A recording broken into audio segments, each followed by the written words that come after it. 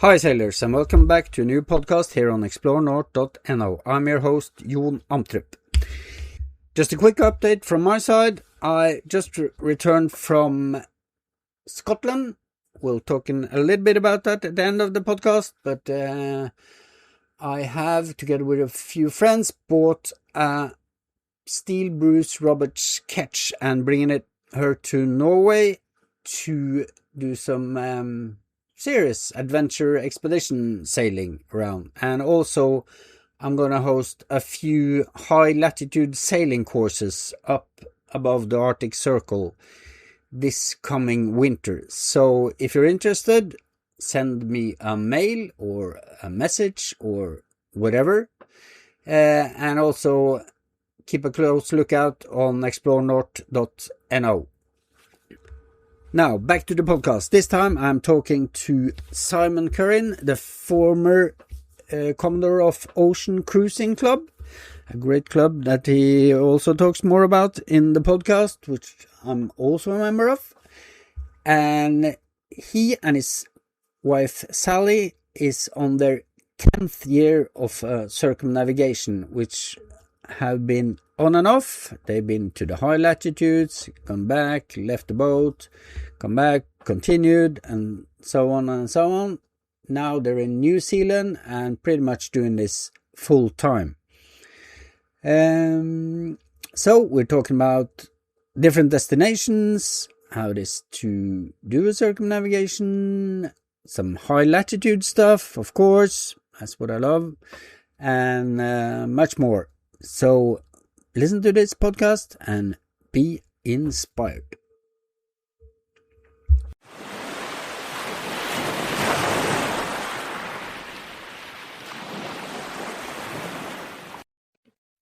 Hi, and welcome to a new podcast. I'm in Fredrikstad, and literally on the other side of the world, I have Simon.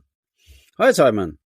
Good evening, but I think it might be good morning to you, John. Yeah, it is morning for me. And you're, how many hours? 13 hours? I think we're exactly 12 hours ahead right. of you, so it's 9 o'clock at night here. Where exactly are you? So we're in Upua, in the Northland of New Zealand. The port of entry, we've just sailed down from Tonga. Right.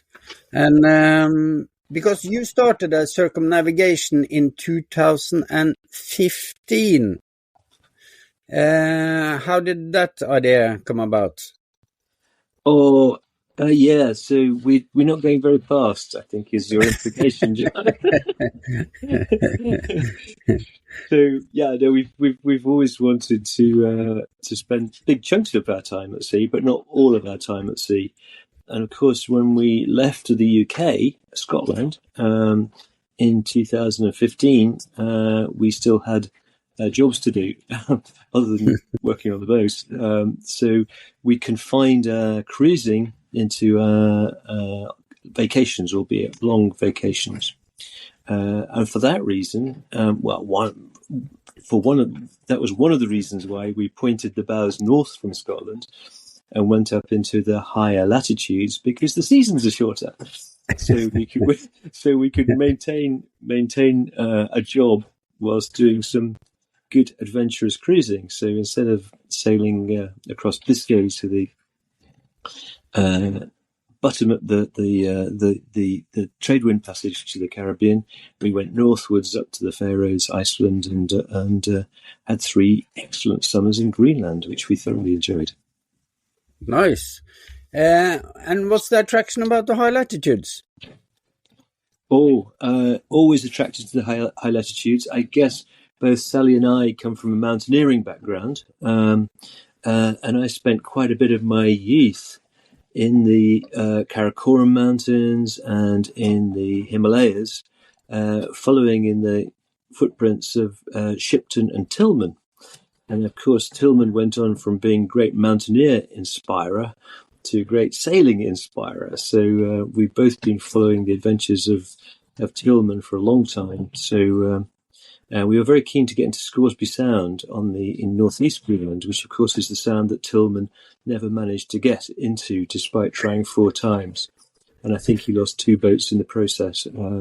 So fortunately we didn't, but we did go right the way down the everlasting fjord in his wake, and it rained all the way there and it rained all the way back.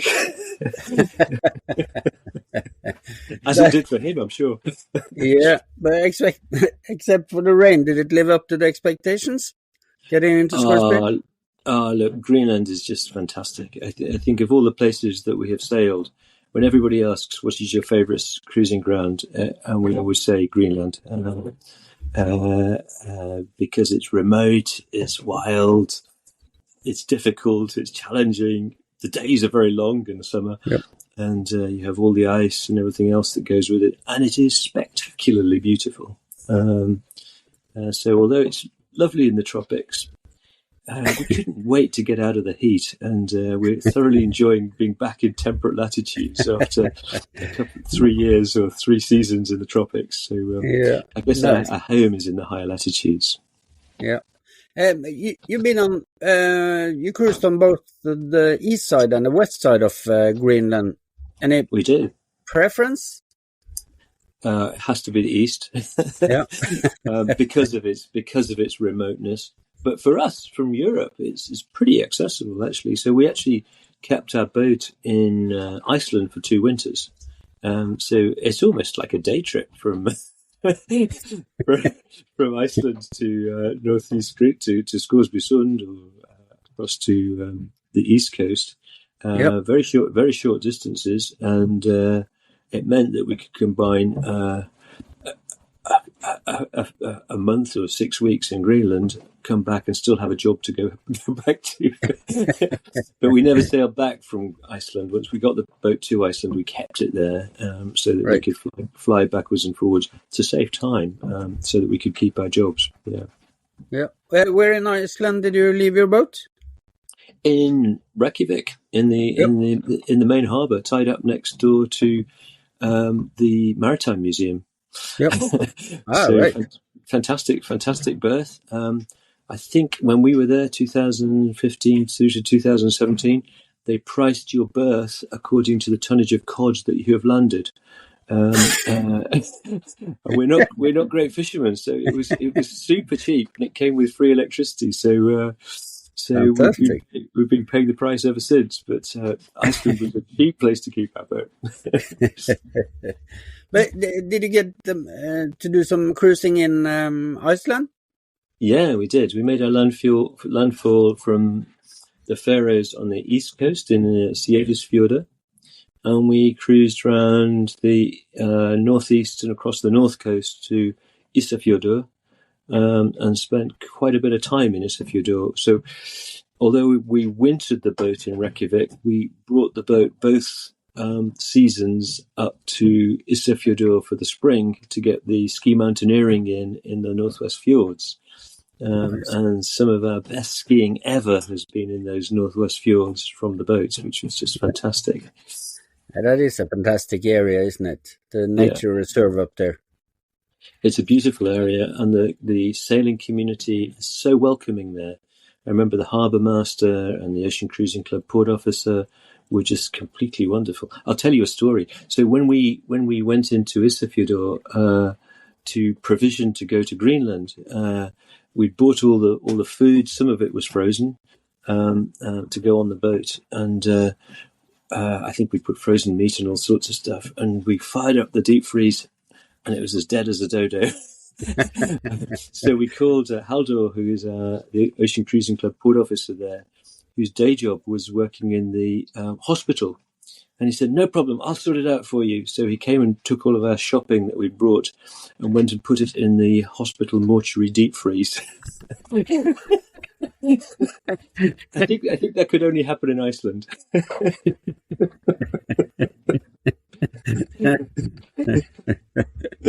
Well, sounds like a good story. What? But speaking about Ocean Cruising Club, you've been commodore there for quite a few years, haven't you? Yeah. So my wife was the treasurer, and then when she'd done her 5 years, she twisted my arm, and I joined the committee, and after a few years became the commodore. So I was the commodore for 5 years. No, 4 years. No, 5 years, from 2019 through to 2024. Nice. And can you give a short introduction of what the OCC are?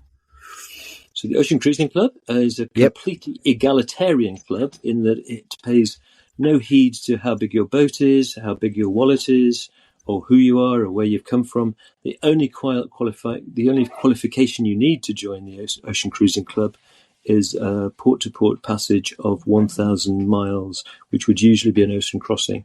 And that's been the case since it was founded in 1954, I believe.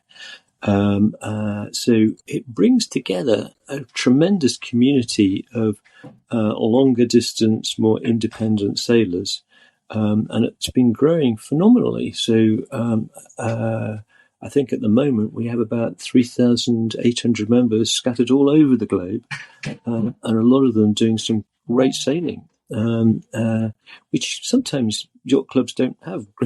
They don't do much great sailing. No, they don't. They just eat and drink. They do. And so it's a great community, and we have port officers all the way around the world, and wherever we go, we kind of get a fantastic reception. So literally moments before connecting with you, I was chatting to the port officer who's down in Whangarei, about an hour's drive south of here, or 60 miles, nautical miles south of here. And she was helping us find some storage for all the stuff that's on our boat, so that we can empty it out to get the workmen on board, the trades on board when we haul out next month for some routine maintenance. So super helpful people, great community, and all good sailors, which is good. And the port officer thing, the thing you have going, that's a excellent asset for all the sailors, isn't it?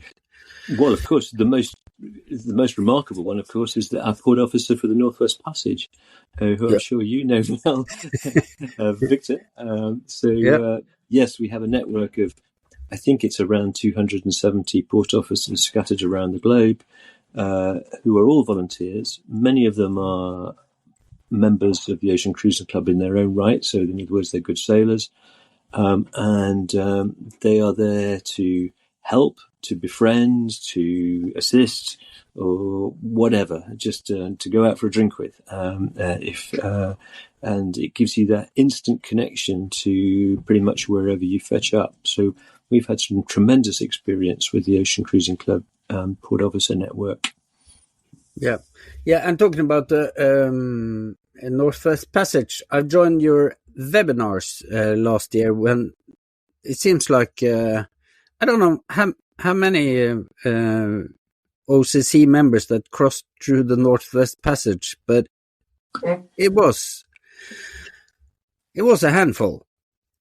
So last season, I mean, that was the season 2024, not 2025. I think there were 6 OCC boats in transit, and I think there were 18 altogether. So 30% of the fleet were Ocean Cruising Club, and it was kind of great because we linked them all for the first time by Starlink webinars. So we were able in real time to chat, and the boats got to know each other much better that way. And Victor enjoyed it too, because I think it was the first time he'd eyeballed his charges, because he often just guides by email rather than face to face. So tremendous experience, and we've been meeting up with those guys ever since. So we met some of those guys at the Dusseldorf boat show, and some of them in the Pacific afterwards as they've been coming down. Nice, cool. And since you've been going part-time circumnavigation, how a lot of people are interested in that, I would imagine. How is it possible, and how much do you miss your boat when you have it laid up in the Iceland and other remote areas for most of the year? Well, it can be quite nerve-wracking. And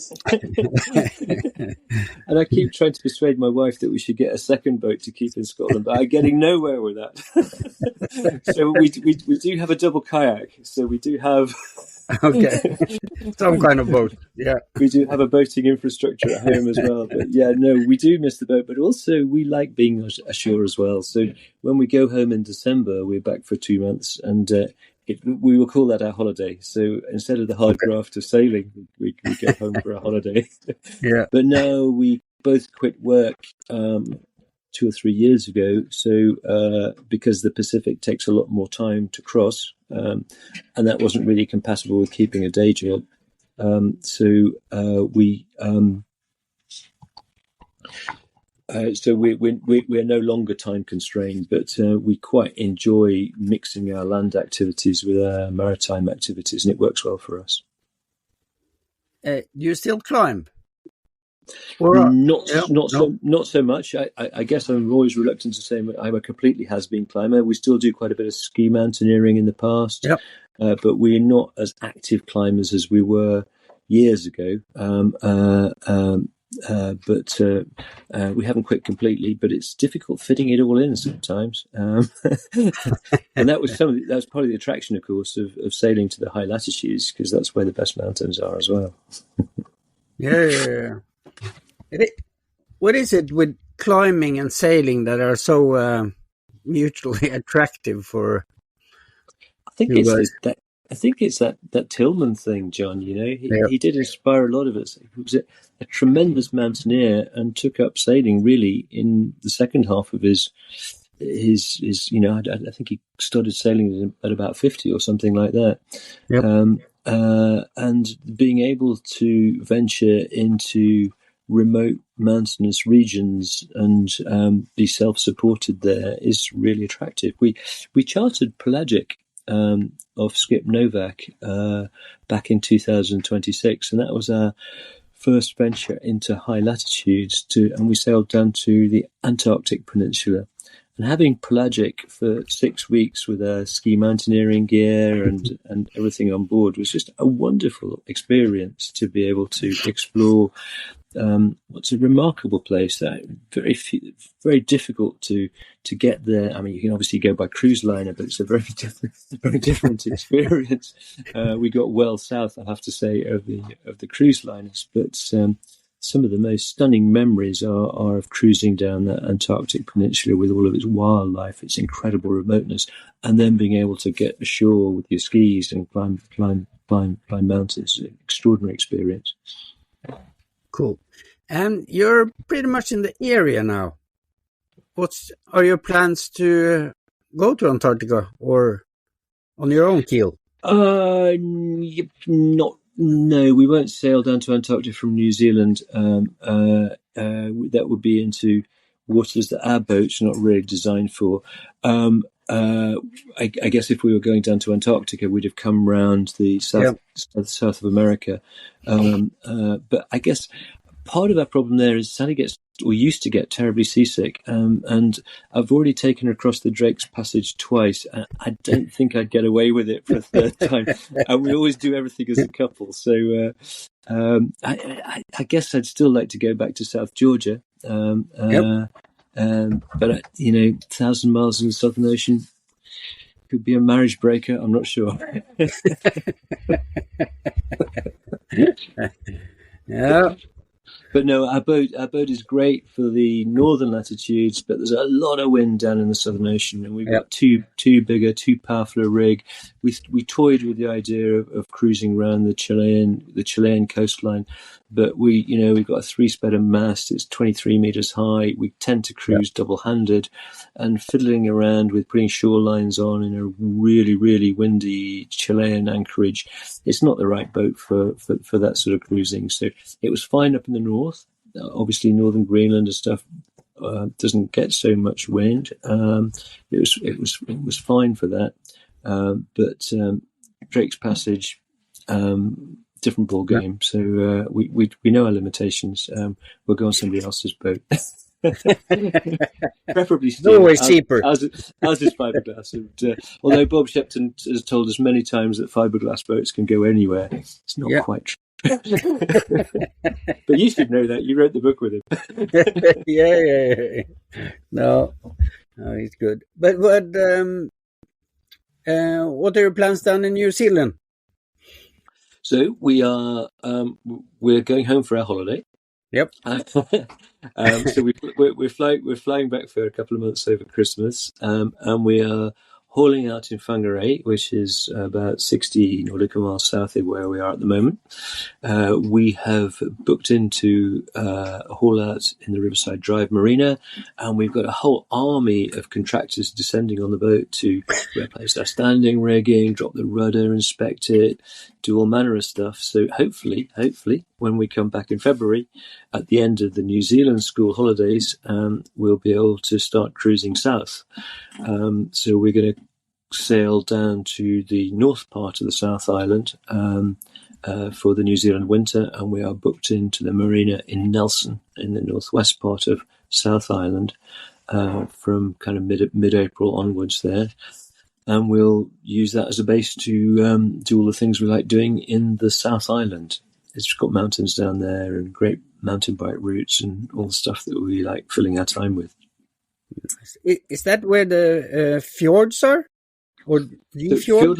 Fjordland is in the far southwest of the South Island. So there's no yacht storage facilities there. So we're going to keep the boat in the northern part of South Island, which is actually, I think, I'm guessing about 400 miles north of Fjordland.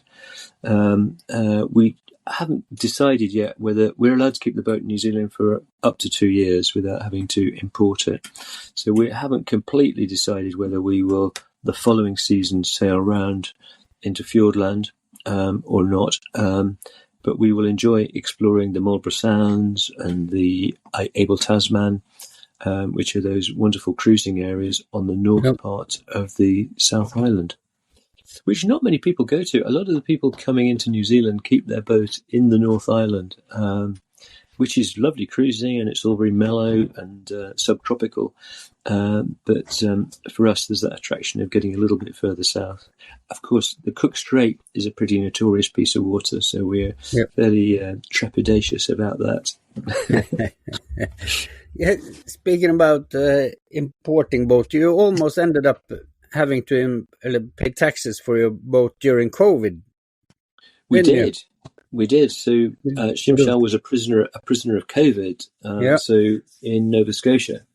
So we packed up the boat in the beginning of October, I think, in 2019. Went home expecting to return the following spring.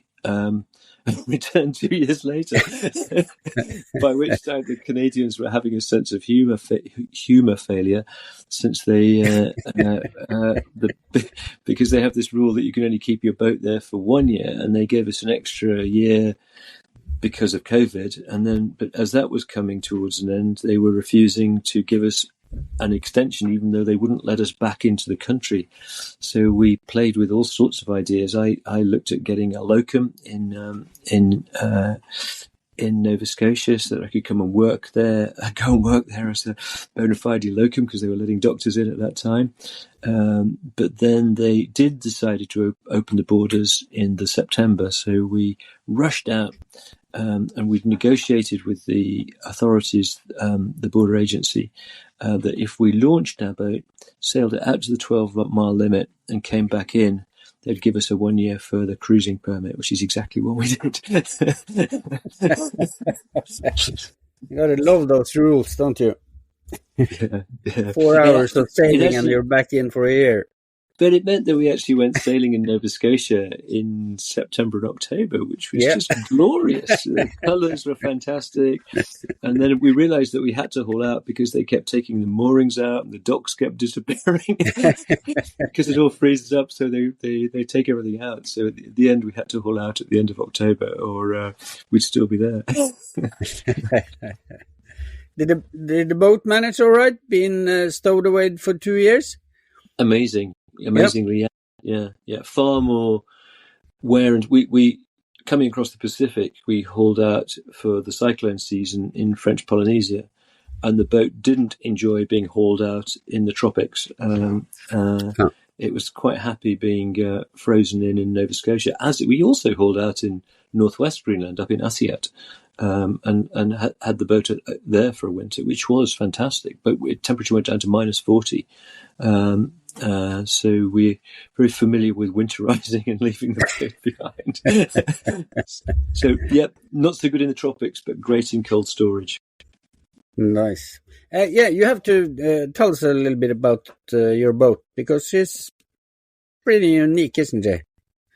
3 of them. So not quite unique. There's 3 of us. So started life as the Bowman, which is a British yacht manufacturer, commissioned Stephen Jones, who's a British naval architect, to build the Bowman 46 in around the turn of the millennium.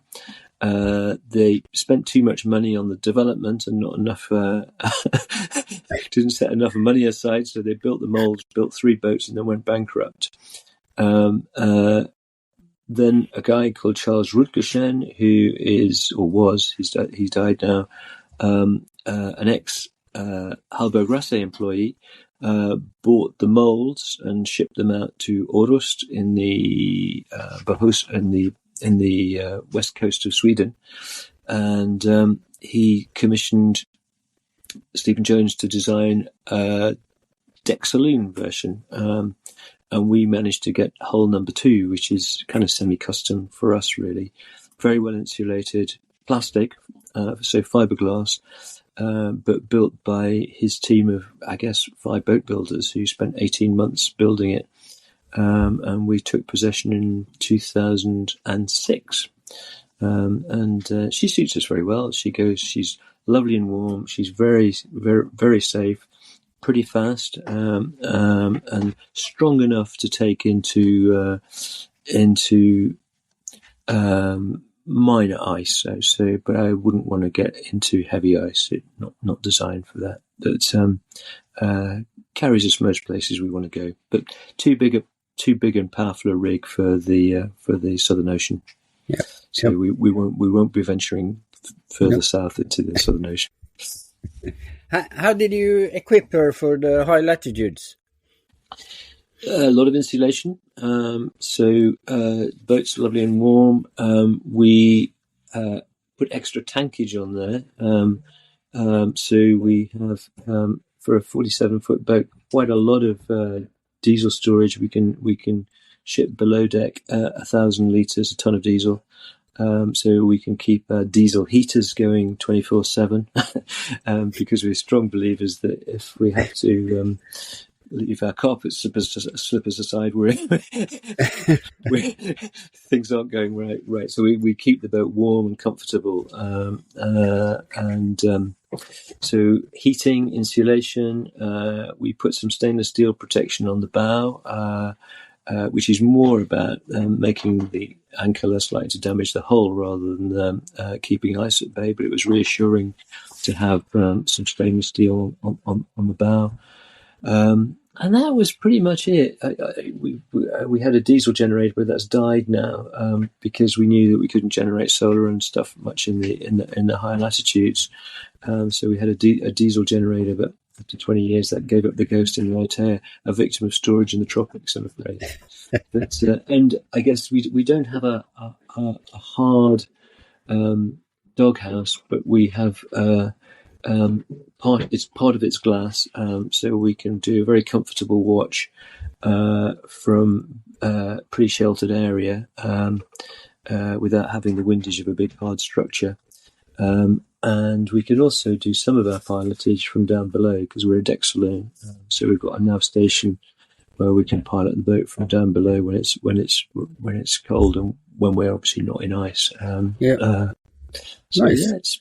And part of the reason for having the deck saloon, John, was really we found that we were in our first boat. We did quite a bit of sailing up in your neck of the woods, up in Norway, and we would be in these fantastic fjords, and it would be too cold to sit in the cockpit.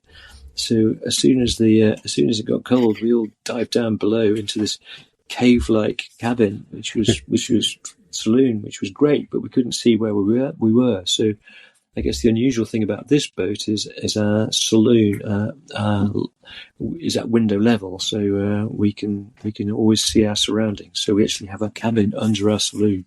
It is quite an unusual layout. That sounds really nice. Because heating, I'm bending toward the same side, because heating is just not comfort, it's also safety, isn't it? Absolutely. Yeah.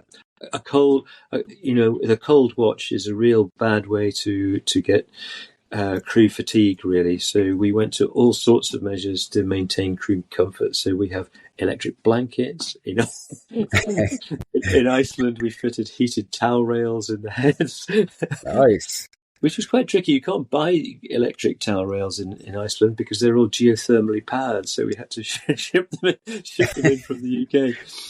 And we have blown air, Bespaca diesel heating in each cabin. So the boat is really super warm, super cozy.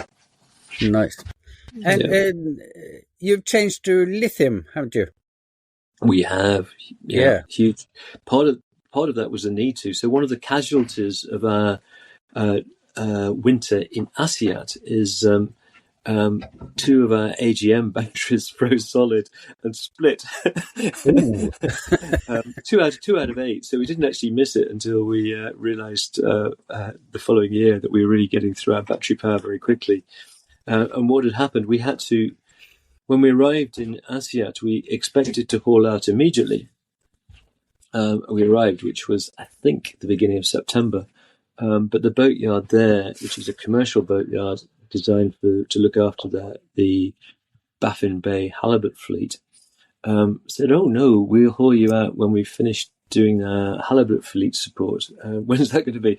Oh, when it starts to freeze up, they said. So we had to winterize the boat in the water and left the boat in the water, and they hauled it out when we were back at work at the end of November, just as the ice was forming around the boat.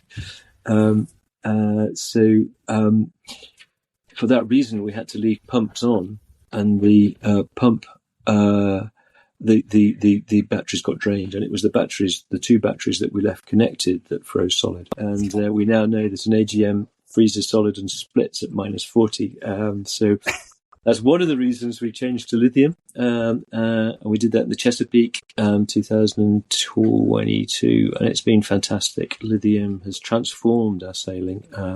Not quite sure how they would work at higher latitudes. I think we probably have to buy them electric blankets as well, but in the tropics, they are fantastic. Yeah. And you said that your generator did break down. Have you missed it after you got lithium? Yeah, because lithium is all about storage. It's not about generation. So we had two things go wrong really while the boat was ashore in Raiatea. I think we suffered some lightning issues as well during the cyclone season. So we lost probably 50 or 60% of our solar generation capacity. So having lost that capacity, losing the generator made us overly reliant on our diesel engine. So we sailed to the Cook Islands and bought ourselves a cheap petrol 4-stroke generator made by Honda, which is tremendous. Apart from the fact it keeps trying to kill us every time we put it in. Every time we put it in the cockpit, it charges away merrily, and then about an hour and a half later, our carbon monoxide alarm keeps going off. So it keeps the batteries in good form, but we're not quite as healthy as we used to be. You changed the batteries down in the US. How was the cruising down in the US and in the Caribbean? Because you crossed out in Panama, didn't you? So Caribbean, we cruised when we did our first Atlantic passage back in 1999. So we missed out on this circumnavigation, the entire Eastern Caribbean, because we were in no hurry to go back there. So we sailed down from Labrador to Newfoundland, Nova Scotia, and down through the coast of Maine, New England, right the way down to Key West, and then spent a good chunk of time in Cuba, which we adored, and then crossed the Caribbean via Cayman Islands and Providencia down to Panama. So pretty hurried trip through the Caribbean, but down the western end of it. Loved Providencia, loved Cuba, and had a wonderful time in North America, because it is just littered with Ocean Cruising Club port officers, all of which are super friendly, super hospitable, and pretty much everywhere we went, we instantly had a whole bunch of friendly sailors to keep us entertained. Loved it. Cool. And what was the attraction about Cuba? Having spoken in glowing terms about America, one of the great attractions from Cuba is there's no Americans there. Sorry, I hope you haven't got an American audience, but No. as you know, Cuba was opened up a little bit under a previous president, and it became quite a busy yachting destination, particularly the Hemingway Marina on the north coast. But that all went astray in, I think it was 2017. It was all closed back down again. So we were in the Hemingway Marina, which is not a marina by Western standards, but it's a fairly substantial piece of real estate. We were the only boat there. Which was extraordinary, and that continued. So we sailed, I guess we half circumnavigated Cuba. So we circumnavigated the western half of it and came back to Cayo Largo on the south side, and saw virtually no other cruisers. Delightful people, fantastic cruising, and a beautiful country. So loved it. Disadvantage: you just can't buy any food anywhere. It was a great delight to sail from Cuba to the Cayman Islands and discover Marks and Spencer's, which.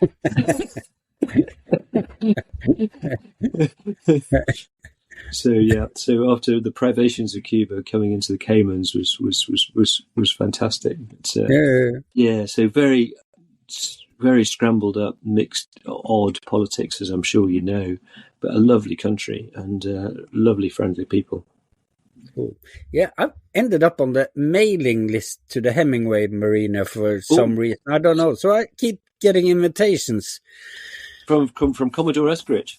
Yeah. So He's very eager to get me over. I have no idea. Commodore Eskridge, you should go, John. So Commodore Eskridge, we arrived on New Year's Day, and he'd been very excited about us coming, because at that time I still was the Commodore of the OCC, and he, of course, is a port officer for the OCC in the Hemingway Marina, and he's a very formal gentleman, ex-military, and he was. He had literally rolled out a red carpet on the dock. We tied up in front of him with his husky dog, and his English interpreter, because Commodore Eskridge does not speak much English. So he brought this lovely interpreter and gave us a formal welcoming speech to Cuba. And then put on a party and invited all the great and the good of Havana. Some of them came, not many, but it was a royal entertainment for what's not at all a royalist country. Fantastic reception. He's just very keen to actually get yachties to go to Cuba, because the country needs foreign exchange. More importantly, the people need foreign exchange. I can completely understand his motivation, and he's with some success. He does attract a lot of cruisers in there that wouldn't necessarily think of Cuba as a prime destination. Thoroughly recommend it. Yeah. No, I've spoken to a lot of sailors who've been to Cuba, and they all talk very highly of the area and the people, like you do. Yeah. So that's nice. Yeah. How was Panama? And channel crossing. So Panama, again, is a lovely country. We kept the boat for a bit while we went home in the Red Frog Marina in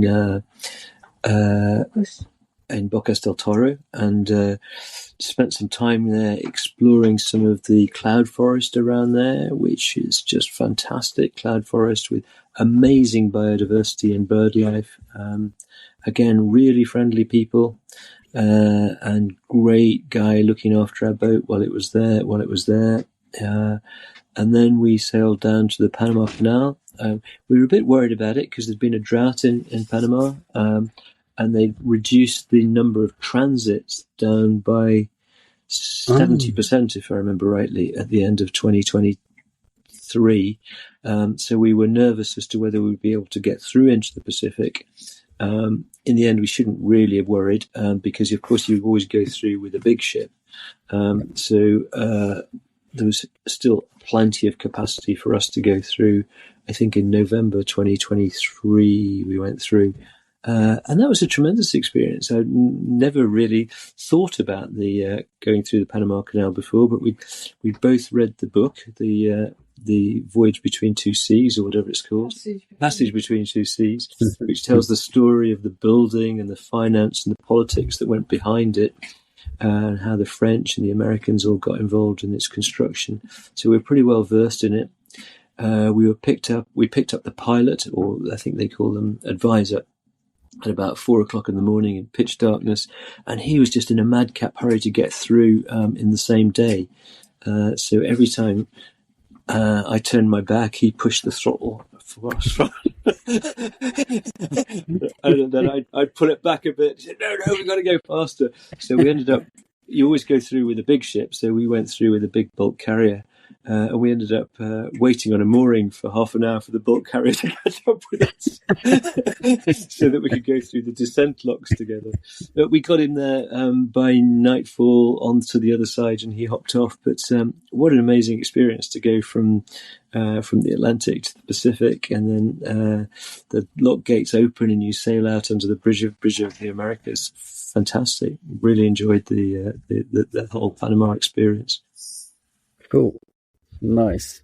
And then for the big ocean passage, is that because you sailed to French Polynesia?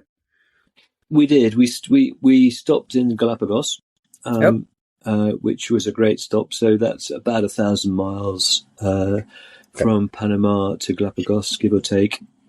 And we bought a 60-day visa to keep the boat in Galapagos, which meant that we didn't have to rush off when we had the weather window, so we could afford to wait a bit. So I think in total we had about 5 or 6 weeks in Galapagos, which was a fantastic experience. Thoroughly recommend it. A lot of people are put off by the I guess the expense, but also the biosecurity issues of going to Galapagos. We actually found them quite appropriate and easily managed. You have to have an agent, and the agent does all of the fixing for you, but we had a tremendous time in Galapagos.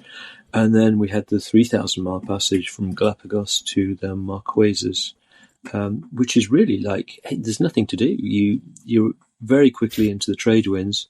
So we stayed on Port Tack, southeasterly trade winds for 3 weeks. Occasionally we'd put a bit more sail out, occasionally we'd take a bit more sail in, but no nasty squalls or anything. So it was a constant, 12 to 18 knots southeasterly all the way until these amazing islands came up on the horizon, which is the volcanic islands of the Marquesas. And arriving there after a 3,000-mile ocean passage, of course, is one of the highlights of anybody's sailing, I think, really. And we arrived there, of course, soon after dawn, and it was just at its best. Fantastic place. Huh. So no drama for 3 weeks. Did you have Starlink at that time? We did. So, yeah, Starlink's quite fun. Yeah, we had Starlink all the way. Okay. And, well, all the way since I think we fitted it in America in the Chesapeake. So, yeah, there was lots of drama going on around us. So one boat sank. Okay. And of course, in Starlink, you don't hear about it at the radio sched in the evening or the next day, or you hear about it in real time. So 3 Scandinavian boats actually travelling by coincidence in tandem, but all of them Ocean Cruising Club members. So the one in the middle, its rudder shaft broke, and the rudder started to drop, and in the process, the movement gouged a large hole, and the boat flooded and sank. And they were able to communicate directly with the Swedish boats in front and the Swedish boats behind via WhatsApp. And everybody else got that through the same WhatsApp group. And so the one in front turned around and motored full steam back into the wind, and the one behind arrived a couple of hours later, just in time to watch them step into their life raft as their boat sank. So they had a lovely video of the superstructure and the mast all disappearing into the abyssal depths of the Pacific. So yeah, lots happening all around us, but fortunately we were incident free, and got into the Marquesas. I don't think we set any speed records, but we got there in about, I think it was 21 days or something like that. And loved every minute of it. Great passage. That's very British, Simon. Lovely video of the boat sinking. They were Swedish. They were Swedish. I think I remembered it from the media because they were saved by Starlink or something like that. Is that the same? Well, they weren't saved by Starlink, but it made the rescue so much more efficient. So instead of waiting for an EPIRB to trigger and a rendezvous with a commercial freighter, a commercial vessel that may have been a few hundred miles away, it was almost a yacht-to-yacht rescue. They were within, beyond VHF range, but they were able to send out in real time and spent no time in the life raft, which Starlink had a huge effect on the speed and the efficiency of their rescue. But there are many instances before and since of I think 6 boats that I'm aware of sunk in the Pacific during this season. And in nearly all of them, Starlink has really expedited their rescue. Yep. Cool. You're talking about the WhatsApp group. Is that a consequence of Starlink that you have WhatsApp group for different passages? Or very much so. Very much so. So obviously the Ocean Cruising Club has a Pacific OCC group, etc., an Atlantic one or whatever. But also you will get many informal groups set up. So last year, friends of ours set up a WhatsApp group called the Coconut Milk Crossing Route or whatever, I can't remember what it's called. And that had 250 members. So it really is a one-to-many communication. So if you send out your message that you are sinking, 250 boats or 250 individuals on various boats. I don't know how many connections there are on each boat. Sometimes it seems like lots. But a lot of people are getting that message. So the days of saying satellite communication is one-to-one, it's not anymore. It's one-to-many. Except the reception is better by Starlink than it is by SSB. And it tends to be on 24/7. Most people that are cruising tends to keep their broadband on 24/7 these days for those reasons. It's cheap, it's efficient, it works, But it sounds a little bit like being at home in the office. Yeah, it can be. You can always switch it off if you want to. But, most people choose not to. But I guess we don't. We're conscious of power usage. So our Starlink is the Mini that we're using this year, and that is very frugal with electricity, but it's still 24 watts, 24 hours a day if you keep it on. So I guess the only reason we switch our Starlink off is power conservation. Otherwise, I'd have it on because if there is something that happening to a boat over the horizon, it's just like having a VHF on. Really, you've got a duty to respond to it. So and it's also the same way that SSB was used and still is used for informal chat amongst sailors. Starlink complements that. Sometimes, some of these groups can get a bit over anxious. Sometimes there's been a huge amount of angst in the going to New Zealand group this year because New Zealand has ratcheted up its biosecurity requirements. So there's been a hyper anxious amount of posting by people having to brave the gauntlet of New Zealand biosecurity. But that's worked well. It's meant that boats have arrived here with clean hulls, and at the start of the season, 6 weeks ago, 30% of boats were having to be hauled out at the owner's expense for emergency scrub. Now everybody knows about it and have been able to prepare for it in Tonga or in Fiji or wherever they set sail from. Boats and hulls are now arriving clean. So very few boats are getting hauled. And that is because there is more communication between the cruisers, which I think can only be a good thing, John. To me, I like being connected. I don't particularly enjoy being disconnected, and I don't see that as a burden. I see it as a pleasure. My entertainment is online. I listen to loads of podcasts and stuff, and I use Junkie, and of course I'm not connected. I don't get any of that. I couldn't be sitting here talking to you. Yeah, that's highly appreciated. What do you have any backup communication, like Iridium or? So we have Iridium on the boat, and we haven't used that for a couple of years because it's too expensive, really, John. So we have Iridium Go, which was before Starlink was all we had, but we have not subscribed to put a SIM card in it this year. We have this thing, an InReach, which is a lifeboat measure, and what we have been using this year, which we haven't used for many years, is our SSB.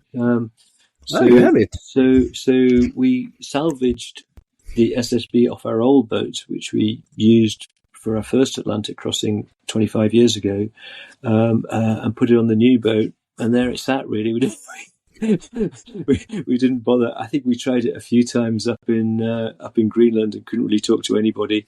I think probably because it never got dark or something. I don't really understand the science of the ionosphere. But here, friends have been keen, and there's a lot of SSB enthusiasts still around to fire up SSB nets, and we've really enjoyed good old-fashioned 8 o'clock chats with boats on passage, with all the crackle and pop that you get with vintage communications. And if it doesn't work, you just send them a WhatsApp to. And we tuned into Gulf Harbour Radio, which we really enjoyed. So we were doing good old-fashioned position reports to Gulf Harbour Radio, which is down in Auckland somewhere. And it's been a nostalgic use of old technology, but it still has its charm. So I don't think SSB is quite yet dead, which is good news. Yeah, that's good news. That's cool. Well, yeah, I heard, because I have Iridium Go on the 59 North boat I'm sailing, and Iridium is going to cancel their email service.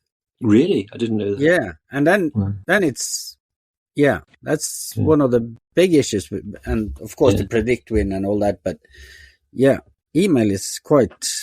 Well, very important. I mean, important. You can't actually sail to New Zealand without having. No.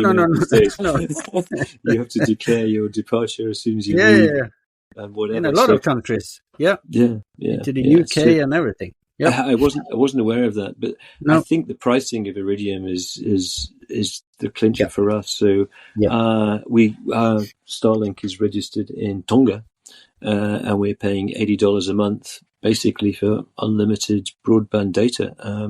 I think if we were signed up to unlimited super narrowband data through Iridium, it would cost us 2 or 3 times that a month. So it's chalk and cheese. I think SSB might survive, but I don't think Iridium's got much life left in it whilst now that broadband is here. And also there's competition coming in now against Starlink, so it's not just an Elon Musk project, as his other tech bros are up there, from the guy who runs Amazon, Jeff Bezos, are only a few years behind. So hopefully the market will broaden and we'll be less reliant on one system. But it does work. It's super reliable, and it keeps everybody super well connected. Yeah. No, it's a great system. But yeah, a little bit of competition would be nice. Yeah, of course. Not too happy about the owner. No. Not too sure what's going to happen tomorrow. You just have to bite your tongue, don't you? Well, that's the way it is. Thank you, Simon. We're closing in on an hour here, and it's late at your end. Any last? A last question. If you when is the circumnavigation going to end? Well, that's a good question because it might not. Good answer.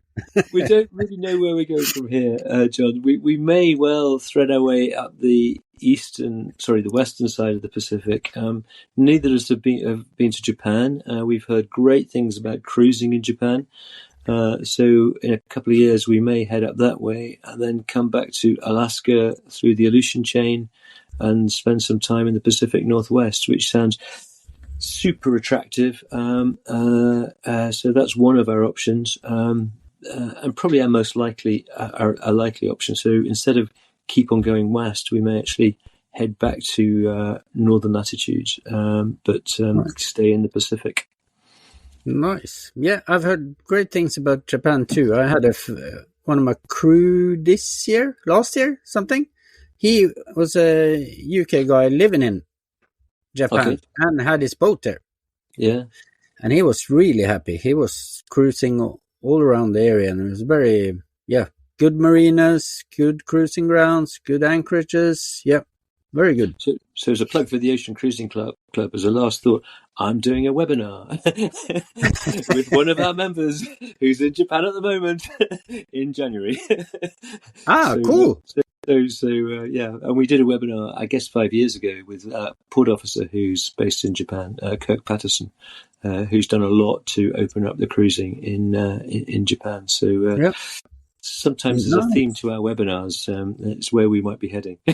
Yeah, it's strange, that thing. Yeah, and of course, I'm also a member of the OCC, and I would highly recommend everyone with an ambition to cruise to be a member and check out their website. Well said. And take it from there. Yeah, I still haven't hoisted the membership flag. Well, how will people find you? No, I don't know. I find them. Where actually are you at the moment, John? You're in Norway, I take it, but whereabouts? Yeah, in Fredrikstad, just south of Oslo, close to the border to Sweden. That's where I live. Yep. Oh, okay. So down almost in the Swedish border. Yeah. Yep. I just came back from Scotland yesterday. Dunstafnarsh Marina. You probably know it. Which marina? Sorry. Dunstafnarsh? Dunstafnage, yeah. Dunstafnage. Well. Sorry, my Scottish is rubbish. Yeah, we have a holiday home just south of Oban, so very close to where you were. Ah, nice. Yeah, so next time you're there, use our mooring. We have a mooring down there. Cool, nice. Yeah, I'm buying a boat down there. Are you? And sailing it back home. Yeah. In Dunstafnage. Yeah. Oh, great. What's the boat, John?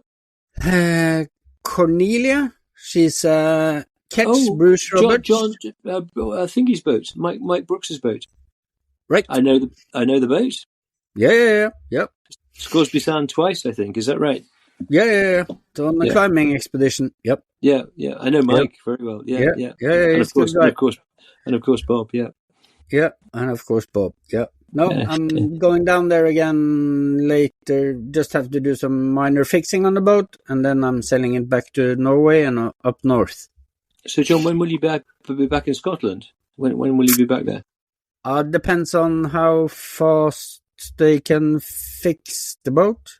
It's just a minor thing, but 14 days or something like that. Oh, okay. Yeah, we will as part of our shore holiday. We'll be going to our place in Scotland for the new year. But it sounds like you'll be gone by then. But I'll probably be going by then. If you were in Scotland at the New Year, then please join us, and we'll entertain you royally. Thank you. And do give my regards to Mike Brooks if it's Mike you're buying the boat off. Fantastic. Yeah. I will. Thank you, and enjoy your time in New Zealand, and we'll probably talk again. Thanks, John. Great hooking up. Speak to you later. Thank you. Bye now. Bye.